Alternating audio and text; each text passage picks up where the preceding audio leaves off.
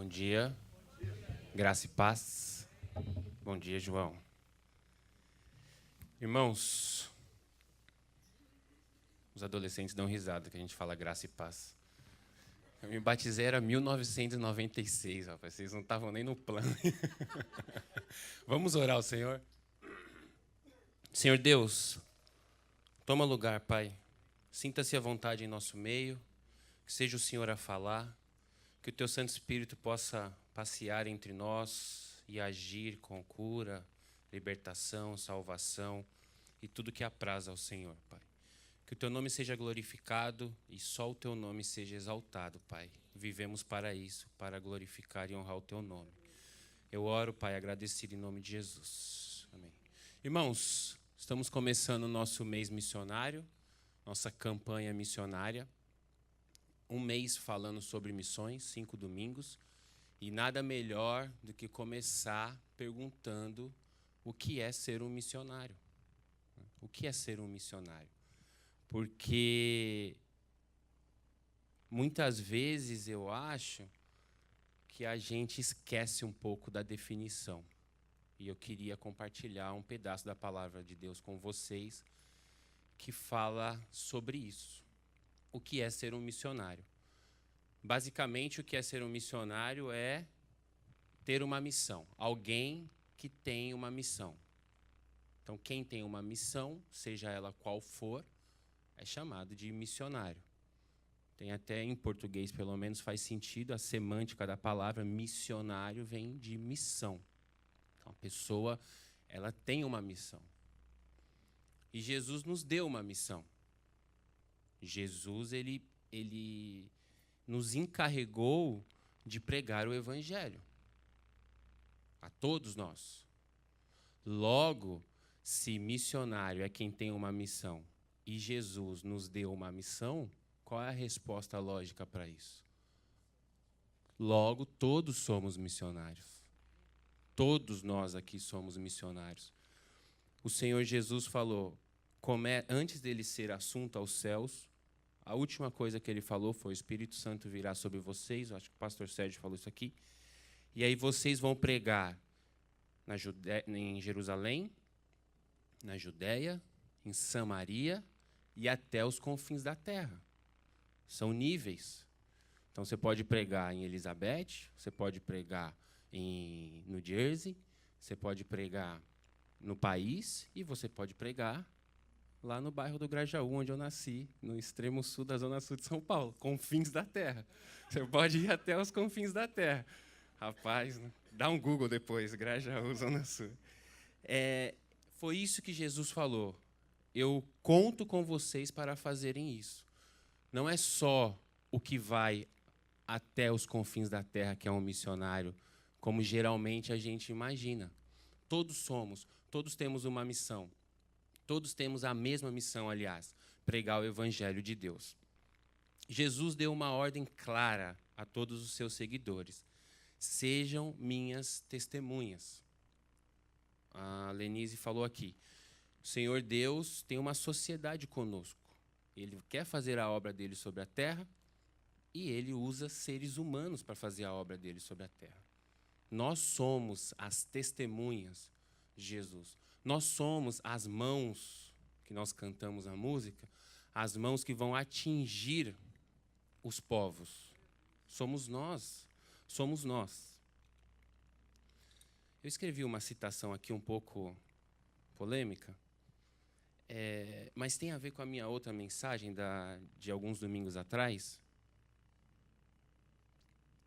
baseado no fato de que Jesus nos deu uma missão muito clara. Eu escrevi assim: quando você chegar no céu, o Senhor Deus não vai te perguntar quantos missionários você financiou, quantos missionários você ajudou. Quando você chegar no céu, o Senhor Deus vai te perguntar o que você fez com a minha missão. Aliás, com a tua missão. Porque as nossas ofertas têm sim que chegar até os missionários. Eu sei, eu estive no Iraque, irmãos. Eu estive no Iraque. O aeroporto estava fechado, eu cruzei a Turquia de ônibus com medo de ser preso. Eu sei o que os missionários passam no campo missionário. as nossas ofertas têm que chegar lá. Aqui, se eu precisar de alguma coisa, eu recorro a vocês. O cara que está lá em Afuá, ele precisa da gente. Agora, as nossas ofertas, como eu disse naquele outro domingo, elas são o fim de um coração missionário. Você tem uma vida de adoração a Deus e o fim da sua vida, ou seja, a finalidade é doar. Não é o meio do caminho. Então, fica a questão para que a gente possa pensar a respeito. O que eu vou responder para Deus quando Ele me perguntar? E aí, Pedrão, tudo bem? Tudo. O que você fez com a missão que eu te dei? Vamos ler um texto que está em Marcos, capítulo 16, verso 15. Que o Senhor Deus nos conduza. Marcos, Evangelho de Marcos, capítulo 16, versículo 15 e o versículo 16. 2 versículos tá bom, né? Meu sonho era pregar em mais, mas não dá, irmãos. Irmãos, o texto diz assim, ó. E disse-lhes Jesus, eu estou lendo na minha versão de velho. E disse-lhes Jesus, ide por todo o mundo e pregai o evangelho a toda criatura. Quem crer e for batizado será salvo. Quem, porém, não crer será condenado. De novo. E disse-lhes, Jesus falando, ide por todo o mundo, pregai o evangelho a toda criatura. Quem crer e for batizado será salvo, mas quem não crer será condenado. O Senhor Jesus já tinha passado pela cruz, o Senhor Jesus já tinha ressuscitado, o Senhor Jesus já tinha aparecido aos discípulos, o Senhor Jesus estava nos últimos daqueles 40 dias que ele andou sobre a terra após ressurreto. Ele poderia falar tantas coisas, imagina, ele poderia sentar com os discípulos e falar como é o céu. Ele poderia falar como ele foi recebido pelos anjos. Ele poderia falar como ele ressuscitou, o que aconteceu, Senhor, como foi naquele momento. Enfim, ele poderia falar tantas coisas, mas ele optou por falar essa. Ide por todo o mundo e pregai o evangelho. Note a importância que tem isso. É o famoso ide. Ide. Tem uma discussão teológica sobre... Na verdade, não é uma discussão, são 2 pontos de vista sobre a voz desse verbo. Se é uma voz passiva ou se é uma voz ativa.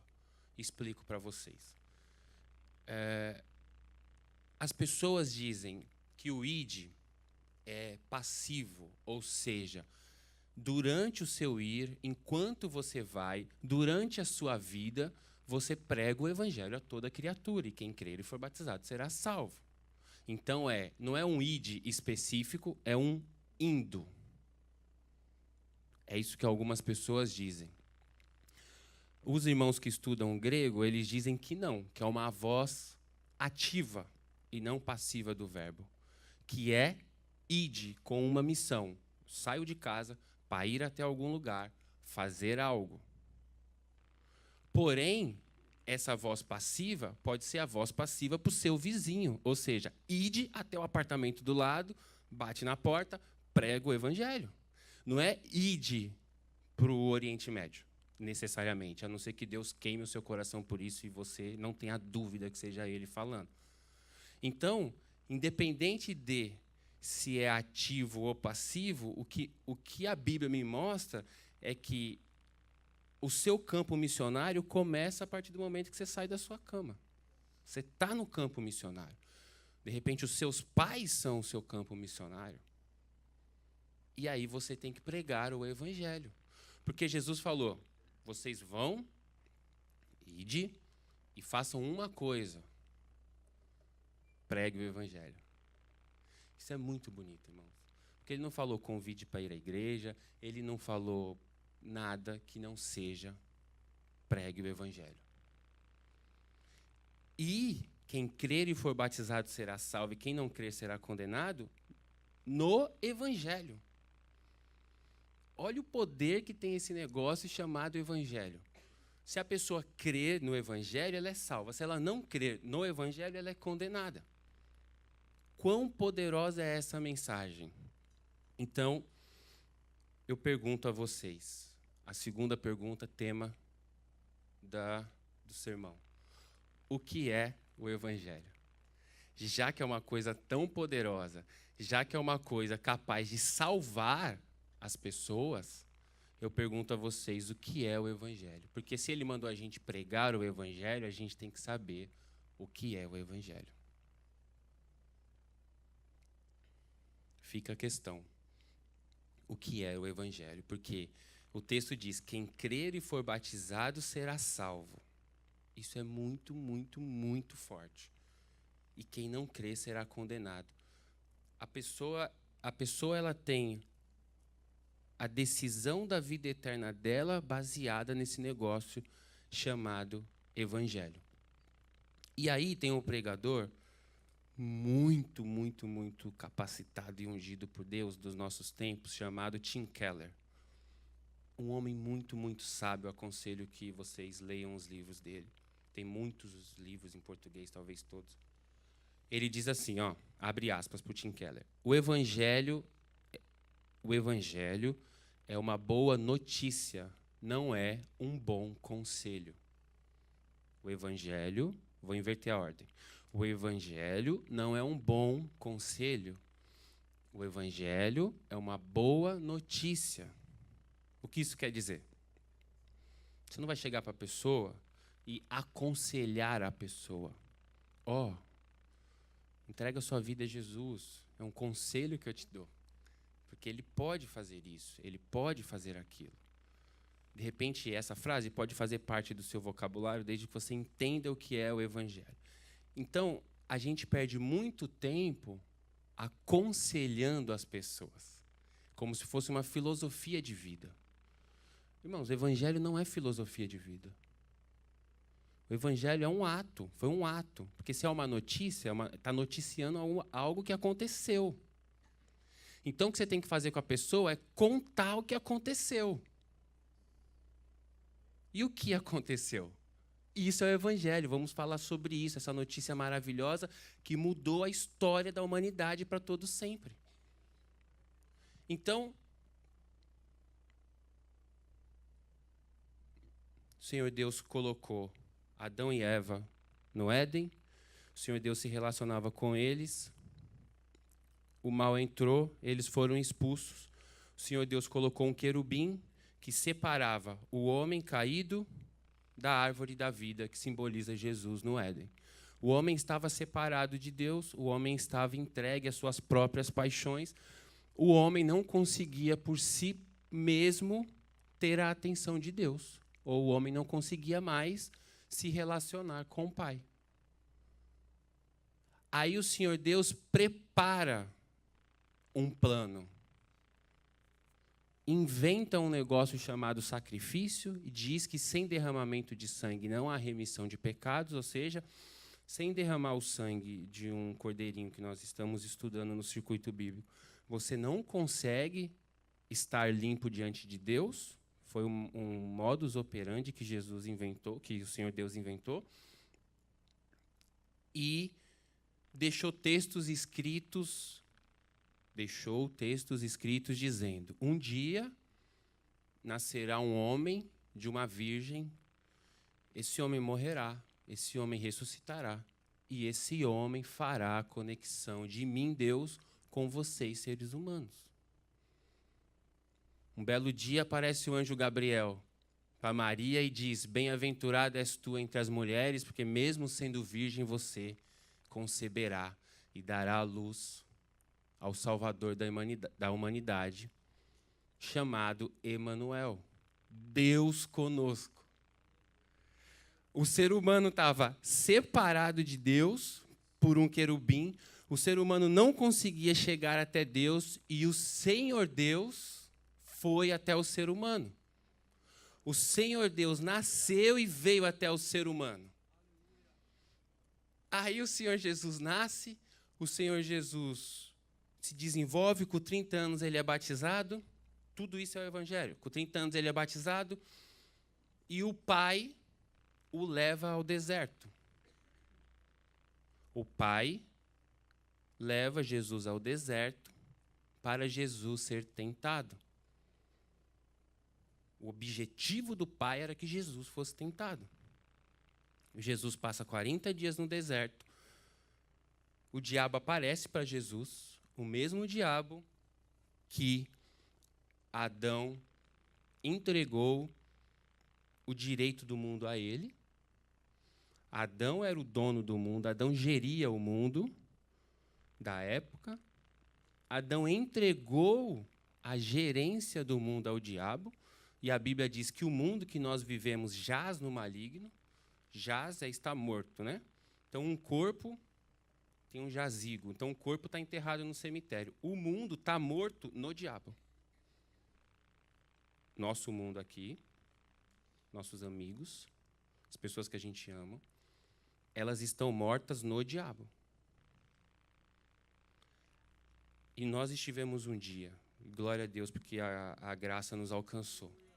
Aí, o Senhor Deus vem habitar entre o povo, entre a raça humana. A Bíblia diz que ele, sendo o mais rico, o mais esplêndido, ele não se envergonhou de ser pobre e ser um como nós, de viver como um ser humano.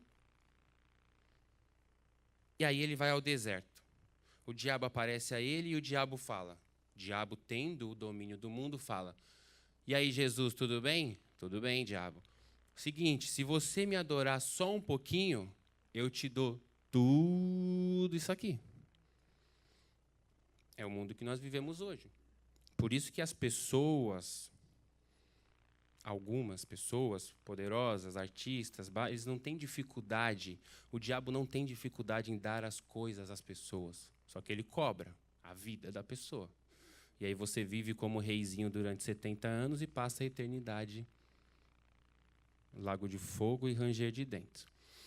O Senhor Jesus venceu o diabo com a palavra de Deus. O diabo ele falou assim: não, não vou te adorar, eu adoro só o Pai. Aí o diabo falou: mas você está com fome, então se você é Deus mesmo, aí tocou no ego, né? Se você é isso que você diz mesmo, mande que essas pedras se transformem em pães para você comer. O Senhor Jesus não caiu na lábia do diabo, louvado seja Deus por isso. E o Senhor Jesus vence o diabo no deserto. Vocês estão me acompanhando, né? O Senhor Jesus vence o diabo no deserto, porque o Pai mandou ele para lá. Quando o Senhor Jesus vence o diabo no deserto, ele se torna mais forte que o diabo. Ele desce do deserto e por onde ele pisa, o diabo sai correndo.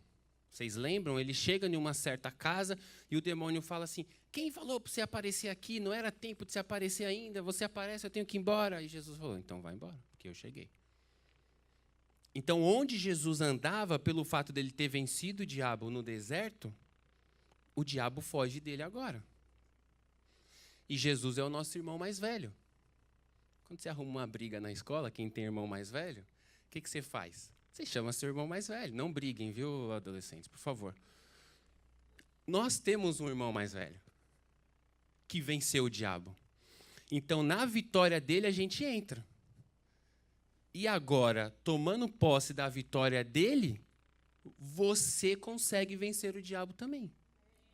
Você consegue resistir o mal, você consegue expulsar se aparecer, você consegue, através da graça, você é empoderado a vencer o diabo, porque Jesus venceu o diabo no deserto. Primeira grande maravilha do Evangelho, são três. Primeira grande maravilha do Evangelho, Jesus venceu o diabo no deserto. Jesus vence o diabo no deserto. 3 anos depois, Jesus vai à cruz. Quem levou Jesus para a cruz? Não foi o diabo, tá, irmãos? O diabo não tem poder de encostar em Jesus. A Bíblia diz que ao Pai agradou moê-lo. O Pai levou Jesus à cruz. E Jesus, sabendo disso, irmãos, como homem, ele foi orar. Ele foi até o Getsêmani, ele se retirou e sozinho ele falou: Pai, por favor, é muito para mim. porque Deus provavelmente tinha contado a ele o que iria acontecer. E ele fala, ajoelhado, ele fala: Pai, é muito para mim.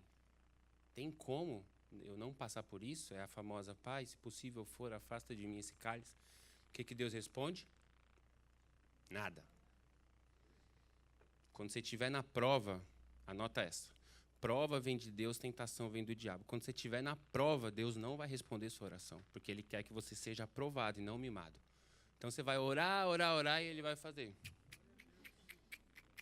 Como que você passa pela prova? De joelho no chão: Pai, que seja feita a sua vontade. Quando você está na tentação, a tentação vem do diabo. Quando você está na tentação, você não se ajoelha, você se levanta e fala: aqui não, em nome de Jesus. Então você tem que identificar se o que você está passando é tentação ou provação. Voltando, o Senhor Jesus não obteve resposta, ele orou a segunda vez. Pai, você está me ouvindo? Se possível for, tem como eu não ir para a cruz? O que Deus responde? Nada. E aí Jesus, como ser humano como nós, por isso ele é capaz de se compadecer das nossas dores, ele ora pela terceira vez. Mano, terceira vez, mano. E aí ele: Pai, eu não estou te entendendo, você estava falando comigo até agora há pouco. Tem como eu não ir para a cruz? Chorando sangue, né? Não é desse jeito que eu estou falando. Estava chorando sangue, o cabelo embranqueceu de tanto estresse. Aí Deus não responde nada, ele levanta e fala: agora, mensagem recebida. Eu entendi, eu vou para a cruz. E aí ele foi para a cruz. Ele foi para a cruz porque um dia Deus inventou um negócio que era: sem derramamento de sangue, não há remissão de pecado. E aí ele vai para a cruz como o Cordeiro perfeito de Deus que tira o pecado do mundo. Aí ele vai para a cruz, nada tem a ver com o diabo, ele vai para a cruz para resolver a situação do Adão caído com o Deus, Criador de tudo. Então a segunda coisa, a segunda maravilha do Evangelho é: você está justo diante de Deus agora. Não tem mais um querubim separando, o homem caído do Deus Santo. Não tem mais um véu separando a arca dos sacerdotes. Eita. O véu foi rasgado de cima até embaixo para que não houvesse dúvidas de que um ser humano rasgou de baixo para cima. Não, foi um milagre. Deus rasgou o véu de cima e baixo e falou: eis-me aqui agora. Agora vocês podem vir até mim, por causa do sacrifício do Senhor Jesus na cruz. Essa é a segunda maravilha do Evangelho. Primeira maravilha do Evangelho, ele venceu o diabo. Segunda maravilha do Evangelho, ele nos purificou, ele nos justificou para Deus. E a terceira maravilha do Evangelho: 3 dias depois de morto, as pessoas vão procurar o corpo de Jesus e o corpo não está lá. Porque procura entre os mortos aquele que está vivo. E a terceira maravilha do Evangelho é: ele venceu a morte. Então ele venceu, louvado seja Jesus Cristo.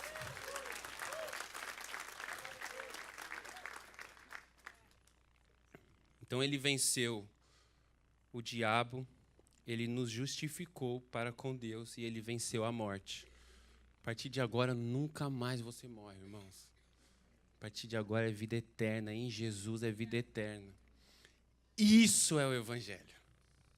Isso é o Evangelho. Esse acontecido chamado Jesus é o Evangelho. Você tem que se encher desse acontecido e jorrar a vida de você para as pessoas quando você estiver pregando o Evangelho. Não seja um conselheiro, irmão, seja uma testemunha de Jesus. Ande pelo seu caminho, ande pela sua vida testemunhando Jesus. Mas ele falou: vocês serão minhas testemunhas quando vier sobre vós o Espírito Santo de Deus. Então nós precisamos, irmãos, estar conectados, estarmos cheios do Espírito Santo de Deus, porque foi o Espírito Santo de Deus que viu essas coisas. Então o Espírito Santo de Deus que viu essas coisas em nós, ele pode testemunhá-las. E é isso que a gente tem que fazer.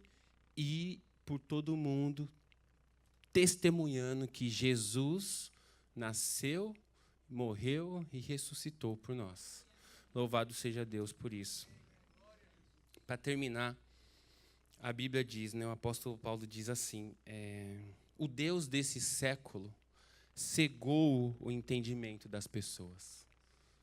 Então as pessoas estão com os olhos tapados para esse acontecido chamado Evangelho. Então elas estão, não é maldade das pessoas, elas estão seduzidas pelo mal, elas estão seduzidas pelo pai da mentira, elas estão com os olhos tapados, segundo o que o apóstolo Paulo falou aos Coríntios. Mas Jesus falou para ele assim, quando na ocasião da conversão do apóstolo Paulo, Jesus falou para ele assim, eu estou te enviando para abrir os olhos deles. Então nós somos enviados com uma missão para abrir os olhos espirituais das pessoas que estão cegas e seduzidas pelo mundo. Esse é o nosso papel sobre a terra. Testemunhar a luz do Evangelho. Ser sal, ser luz e testemunhar a existência de uma pessoa chamada Jesus. E o quão beneficiados somos com esse acontecido. E é isso que nós temos que fazer. Anunciar essa vida, essa mensagem aos povos. É isso que Jesus espera que nós façamos. É por isso que você tem o Espírito Santo dentro de você. Você tem o Espírito Santo dentro de você para te dar sabedoria, para te capacitar, para te encorajar, para te empoderar, para que você vá e pregue o Evangelho. Ele falou assim, você não precisa fazer nada, você não precisa ser expert em nada, você não precisa fazer nada a não ser abrir a boca. O resto é comigo, o Espírito Santo. Então, não se sinta, não deixe o diabo mentir para você dizendo, mas você não sabe Bíblia, mas você não, que você nada.